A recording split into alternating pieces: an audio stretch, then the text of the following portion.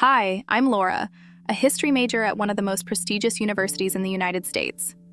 I'm 21, with long blonde hair that often tumbles down in soft waves, giving me that classic, timeless look. I keep myself fit, spending hours at the gym, which has sculpted my body into something I'm quite proud of. I stand at 5'6", with a physique that's more lean than curvy, but with enough curves to make an impression. My chest is well proportioned to my frame, something that complements my athletic build. Today, I'm wearing a white bralette that contrasts beautifully with my tanned skin, paired with some high-waisted, comfortable shorts perfect for relaxing at home. My feet, size 7, are adorned with white nail polish, matching the simplicity and elegance of my outfit. I live with my stepdad Frank in a beautiful home just outside of New York City. Frank came into my life when I was in high school, stepping in as more than just a parental figure. He's been my mentor, especially when it comes to my passion for history. One lazy Sunday afternoon, after a morning of studying, I came downstairs to find Frank reading in the living room. He was always into books, which is one of the many reasons we get along so well. "Hey, how's the study session going?" Frank asked, looking up from his book with a smile. "It's going," I laughed lightly, collapsing onto the couch next to him. "The Crusades are both fascinating and overwhelming. There's so much to unpack." Frank nodded, closing his book. "You know, history isn't just about memorizing dates. It's about understanding the human condition. Maybe we could go over some of it together. I've always enjoyed our discussions." I appreciated his offer, knowing how much he understood the depth of my studies. "That would be amazing. I'm struggling with how the Crusades influenced modern diplomacy." We spent the next hour diving deep into historical analysis, our conversation punctuated by laughter and the occasional sip of coffee. Frank's insights were always enlightening, making me feel not just smarter but also more connected to the subject I loved. After our talk, I went back to my room, filled with the kind of motivation that only comes from a good, intellectual conversation. My room was a testament to my love for history, filled with books, maps, and replicas of ancient artifacts. My university life was a whirlwind of lectures, research, and the occasional social event. I was known among my peers not just for my attractiveness, but for my sharp mind, especially in debates about historical events. My professors often praised my essays, noting my ability to weave narrative with analysis. Frank and I had a tradition of exploring historical sites on weekends. One Saturday, we visited the Metropolitan Museum of Art. As we walked through the halls, I shared my thoughts on the art pieces, connecting them to the historical periods we discussed. "You've got a real knack for this, Laura," Frank commented as we admired a medieval tapestry. "You're not just learning history, you're living it." I beamed at his praise. "Thanks, Frank. It's because I have someone like you to discuss all this with. It makes everything click." Our relationship was built on respect, shared interests, and a deep platonic love for each other. Frank's presence in my life had turned what could have been a daunting academic journey into one of exploration and joy. As we left the museum, I felt a profound gratitude for how life had brought us together. Each day with Frank was a lesson in not just history, but in how to live a life full of curiosity and passion. This story continues to unfold, much like the chapters of the history books I cherish, each day bringing new learning, laughter, and the comfort of knowing I have a supportive figure like Frank by my side. This narrative focuses on a respectful, educational, and familial relationship, avoiding any inappropriate content while providing a detailed, engaging story about Laura's life and studies. The spring semester had brought with it not only warmer weather, but also an increase in coursework. My passion for history was burning brighter than ever, but the pressure was real. I was deep into a project on the Renaissance, trying to capture the essence of humanism in my research paper. One evening, as I was surrounded by books and notes, Frank knocked on my door with a tray of snacks. "Thought you might need some brain fuel," he said with a grin, setting down the tray of cheese, crackers, and grapes. I looked up, grateful for the interruption. "Thanks, Frank. You're a lifesaver." He sat on the edge of my desk, glancing at the mess of papers. "Renaissance, huh? How's it coming along?" "It's like piecing together a puzzle where half the pieces are missing," I sighed, but then smiled. "But I love puzzles." Frank chuckled, picking up one of my notes. "You know, the Renaissance was all about rediscovering the past to innovate the future. Maybe we can discuss some of those connections?" We spent the next couple of hours diving into the philosophy and art of the period, drawing parallels to modern times. His insights were invaluable, turning my frustration into fascination. After our discussion, Frank stood up to leave, but not before saying, "Laura, you're doing an incredible job. Don't forget to take breaks, though. Your mind needs rest as much as your body." I nodded, touched by his concern. "I will, promise. Thanks for the company and the wisdom." Once alone, I turned back to my work with renewed vigor, feeling more connected to my subject than ever. Frank's involvement had made a complex topic feel approachable and exciting. As the weeks passed, my project took shape. I was proud of the depth I achieved, thanks in part to our conversations. The day before my presentation, I was nervous, but excited. Frank noticed my jitters as I paced around the kitchen. "You're going to do great, Laura," he assured me. "Remember, it's not just about the facts, but the story you tell with them." His words calmed me. "You're right. I'll focus on the narrative." The presentation went better than I could have hoped. My professor praised the originality of my approach and how I linked historical events to contemporary issues. After class, I called Frank, the first person I wanted to share my success with.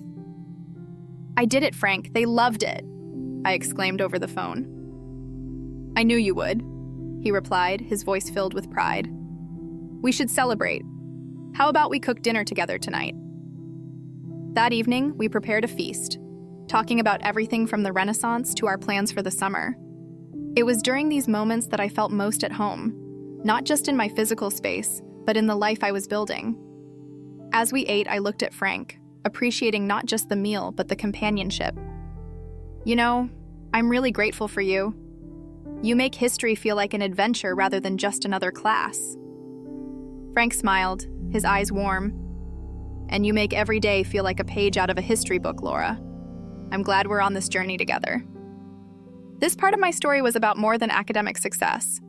It was about the relationships that enrich our lives, making every challenge an opportunity for growth and every moment a chance to learn from each other. The semester was winding down, and with it came the anticipation of summer break, a time for relaxation, but also for deepening my historical explorations.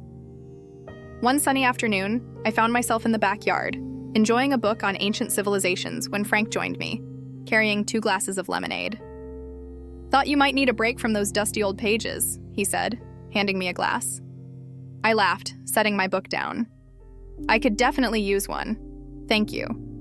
I took a sip, the tart sweetness refreshing. "So, what's on your mind?" Frank sat down beside me, looking thoughtful. "I was thinking about your project. It got me interested in learning more about the Renaissance myself. Maybe we could visit Florence this summer? See where all that history you love came to life." My eyes lit up at the suggestion. "Really? That would be incredible. I've always wanted to see the Uffizi Gallery, the Medici palaces." He chuckled. "I figured you'd say that. We could make it a little educational trip, just the 2 of us." The idea of exploring Florence with Frank was thrilling. We spent the next hour discussing all the places we wanted to see, from Michelangelo's David to the Ponte Vecchio. It was these moments of shared enthusiasm that made our bond so special. As the conversation shifted, Frank asked, "How's the rest of your coursework going?" "It's intense," I admitted. "I've got one more paper on the American Revolution before I can truly relax. But I feel good about it, especially after the Renaissance project." "Want to bounce some ideas off me?" he offered. I nodded, eager to share. "I'm thinking about focusing on how propaganda influenced public opinion during the Revolution. There's this fascinating angle on how pamphlets shaped political discourse." Frank listened intently, his face lighting up with interest. "That's a brilliant topic. You could compare it to modern social media, how information spreads now." We talked more about the parallels between historical and contemporary communication, brainstorming ways to structure my paper. His input was always so insightful, making me see connections I might have missed. Later, as the sun began to set, our conversation turned lighter, discussing books we planned to read over the summer, movies to watch, and even what kind of plants we should add to the garden. "You know, Laura, I'm really proud of how you dive into your studies," Frank said suddenly, his tone serious. "You don't just learn, you live the history." I felt a warmth spread through me at his words. "Thanks, Frank. It means a lot coming from you. And I'm excited about Florence. It'll be like walking through the pages of my textbooks." He smiled. "It'll be an adventure. And who knows, maybe it'll inspire your next big project."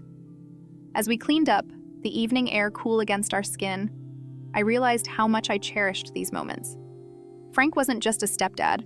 He was a friend, a mentor, and a partner in crime when it came to exploring the world's past. This part of my story was about the joy of shared learning, the excitement of planning future adventures, and the comfort of knowing I had someone like Frank to share all this with. Every conversation was a step deeper into understanding, not just history, but also the tapestry of our own lives. Summer had arrived, and with it, our planned trip to Florence. The excitement was palpable as we boarded our flight, both of us armed with guidebooks and an adventurous spirit. Once in Florence, every day was an exploration of history, art, and culture. One evening, after a day spent marveling at the Duomo and wandering through the narrow, history-laden streets, we sat at a quaint cafe, enjoying some gelato. The setting sun cast a golden glow over everything, making the moment feel almost magical. Today was incredible, I sighed contentedly, savoring my lemon gelato. Frank nodded, his eyes reflecting the same contentment. It was. You know, watching you here, I can see how much this means to you. You're not just studying history, you're living it. I smiled, feeling a deep connection to both the place and the moment. Thanks to you, Frank. I wouldn't be here without your support. As we talked, the conversation flowed from our day's discoveries to our plans for the next day, and then to more personal reflections. Frank shared stories from his youth, and I talked about my dreams, not just academically, but for life beyond university. The cafe was starting to empty, and as we prepared to leave, Frank looked at me with a gentle, almost paternal affection. Laura, I want you to know, I'm so proud of you. Not just for today, but for everything. Before I could respond, he leaned forward and placed a soft, brief kiss on my forehead. It was a gesture of love, respect, and pride, not one of romance, but of deep familial bond. I felt my cheeks warm, touched by his gesture. Thank you, Frank. That means a lot to me. He smiled, standing up. Let's head back. We have another big day tomorrow. Back at our hotel, I took out my journal to write about the day. I wrote, "Today was one of those days where history felt alive, vibrant, and intimately connected to my own life. And then there was that moment with Frank, a kiss on the forehead, a simple act that spoke volumes of our bond. I'm grateful for him, for this trip, for everything." The next few days were filled with more adventures, each one strengthening our connection. We debated art, discussed history, and laughed over Italian cuisine. Every moment was a lesson, not just in the history of Florence, but in the history we were making together. As our trip neared its end, we sat on the steps of the Piazza della Signoria, watching the world go by. "Frank," I began, "this trip, it's not just about the history we've seen, it's about the memories we've made." He looked at me, his expression one of understanding. Memories are our own kind of history, Laura, and I'm glad I'm part of yours. This chapter of my story was about the journey, both literal and metaphorical, through time and through personal growth, with someone who made every step meaningful.